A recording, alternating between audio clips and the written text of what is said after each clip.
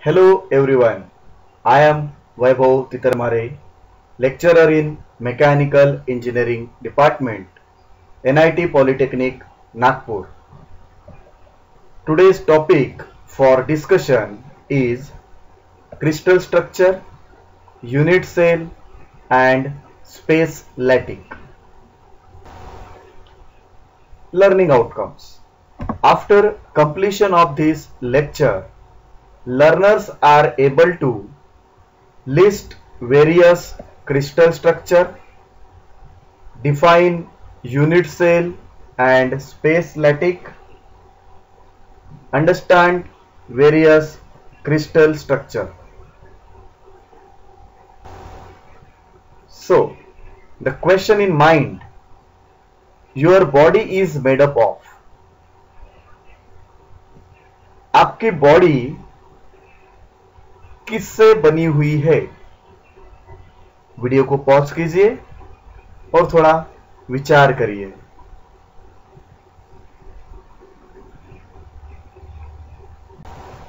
Yes, of course, our body is made up of cells like brain, bones, lungs, hearts, and so on. Likewise, solids are also made up of cells. जैसे हमारी जो body है जिसमें number of sales available है, जैसे कि brain, bones, lungs, hearts, blood, muscles and बहुत सारे, उसी प्रकार से हमारे जो मटेरियल्स है वो भी बहुत सारे सेल्स से बने हुए रहते हैं. So let us start with the unit cell.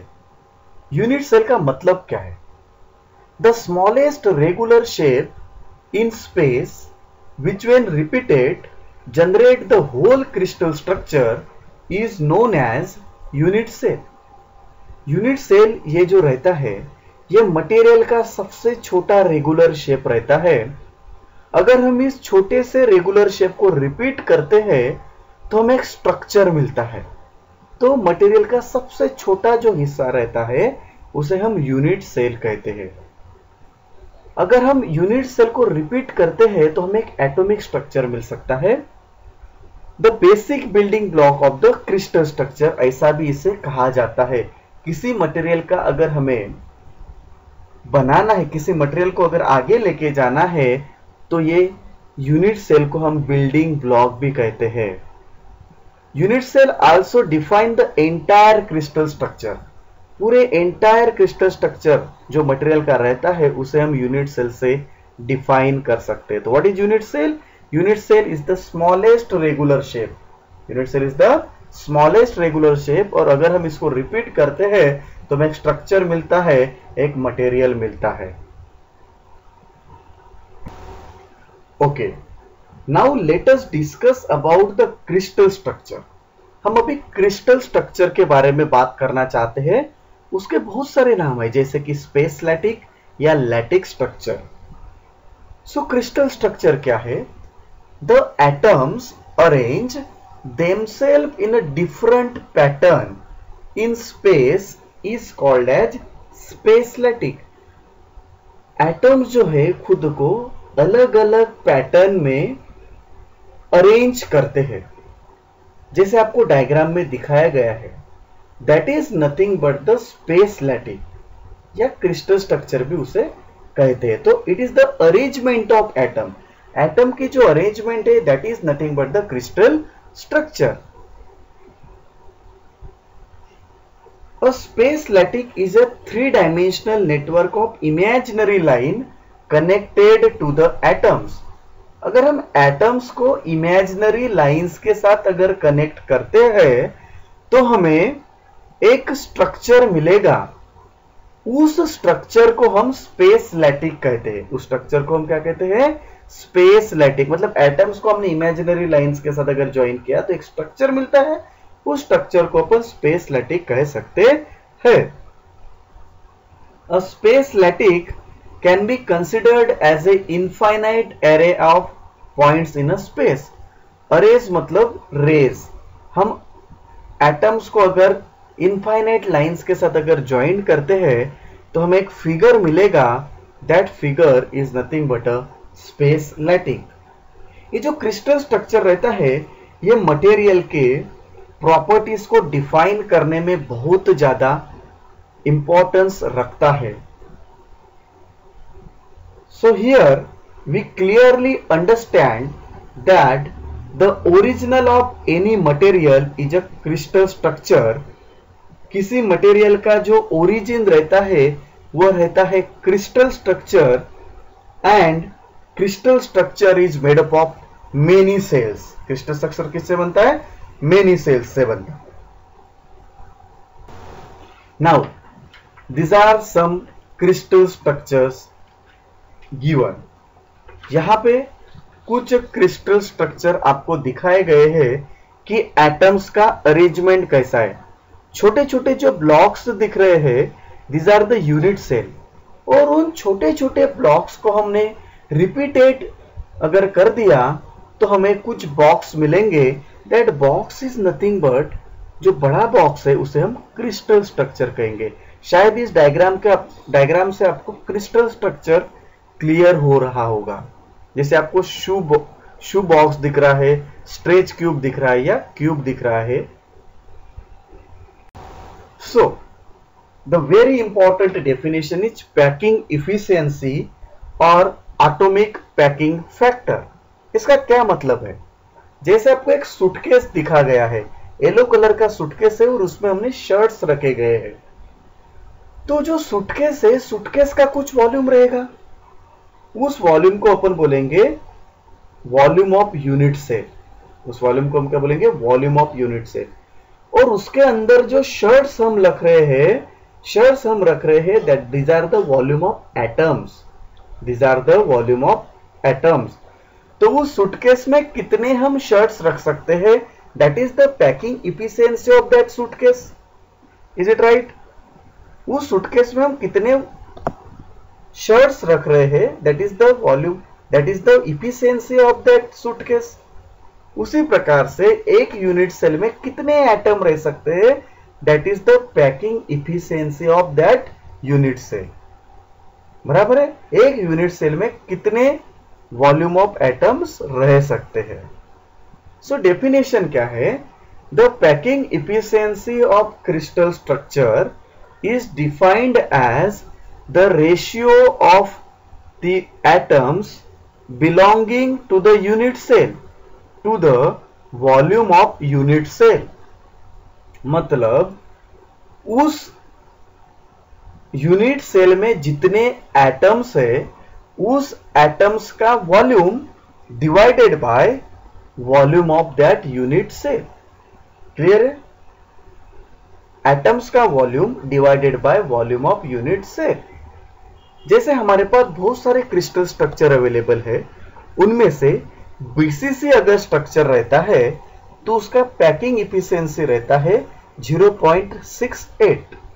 अगर एफसीसी स्ट्रक्चर रहता है उसका पैकिंग इफिशियंसी है 0.74, और एचसीपी अगर क्रिस्टल स्ट्रक्चर रहता है तो उसका पैकिंग इफिशियंसी है 0.74। So types of crystal structure. There are 14 types of crystal structures are available, out of which we have to study only 3. First, body centered cubic, that is BCC. Face centered cubic, that is FCC. And third, hexagonal closely packed, that is HCP. So this crystal structure we have to study in detail. So the first crystal structure is BCC. इस BCC structure में अगर आप देखते हो तो आपको total 9 atoms दिख रहे हैं। बराबर है? उनमें से 8 जो एटम्स है वो कॉर्नर को दिख रहे हैं, मतलब जो क्यूब है क्यूब के कॉर्नर पे है, और एक एटम जो है वो बॉडी के सेंटर में है। अगर एक एटम बॉडी के सेंटर में है इसलिए इस स्ट्रक्चर का नाम बॉडी सेंटर्ड क्यूबिक है, बराबर है। So atoms arrange at the corner of the cube with another atom at the cube centre. Total number of atoms in BCC structures are, देखिए ये जो 8 कॉर्नर पे जो एटम्स है उसको हम मल्टीप्लाई बाय 1/8 करते हैं तो उसका आंसर 1 मिलेगा। मतलब एक एटम कॉर्नर पे है और एक एटम सेंटर पे है। तो टोटल बीसीसी में कितने एटम्स है? 2 atom. 1/8 of the atom at the corner and 1 is at the centre. So 1 + 1 is 2।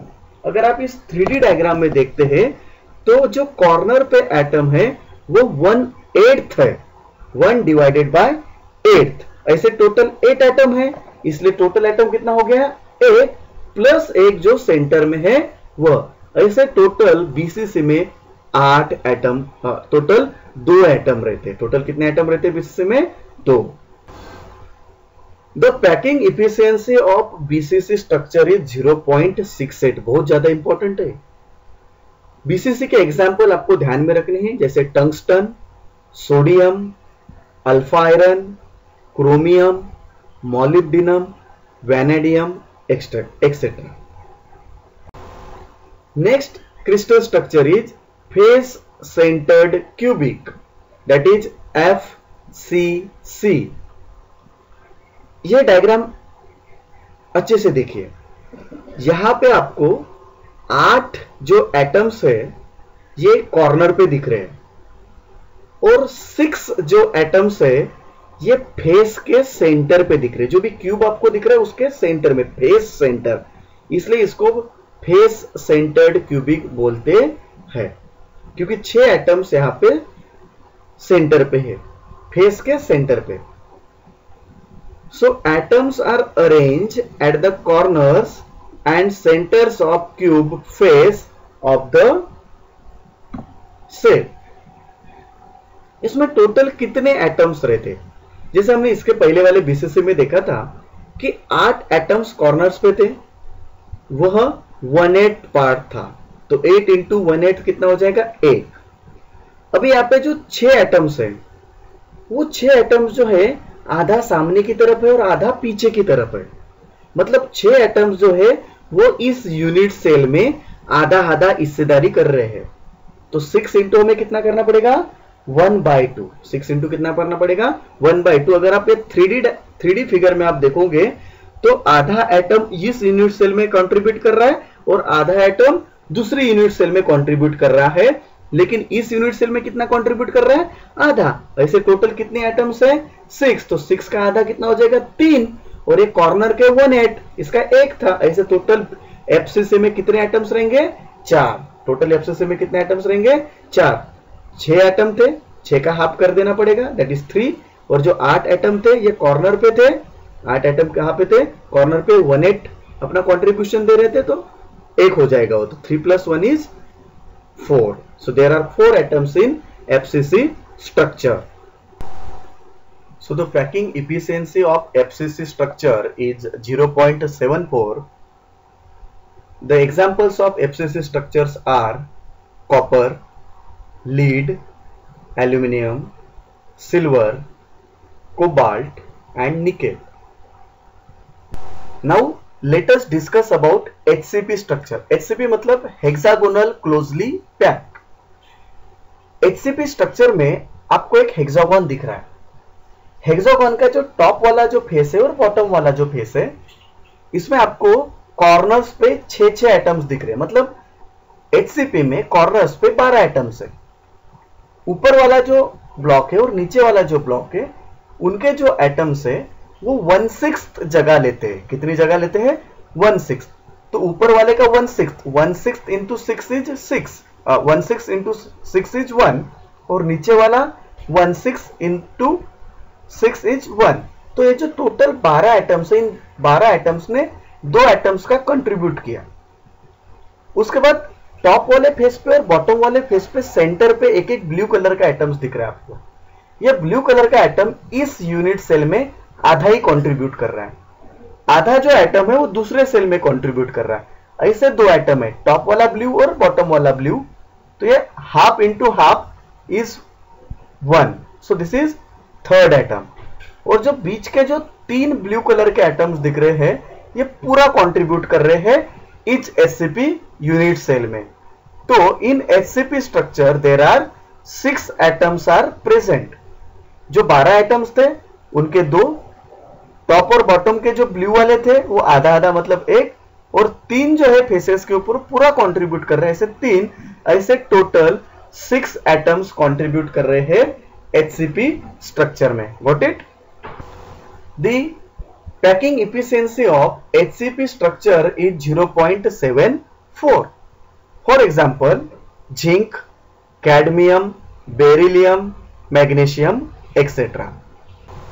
So I hope you all are aware about the crystal structure and unit cell and types of crystal structure. If you have any doubt, please contact with me. Thank you very much. Have a nice day and happy learning. Thank you.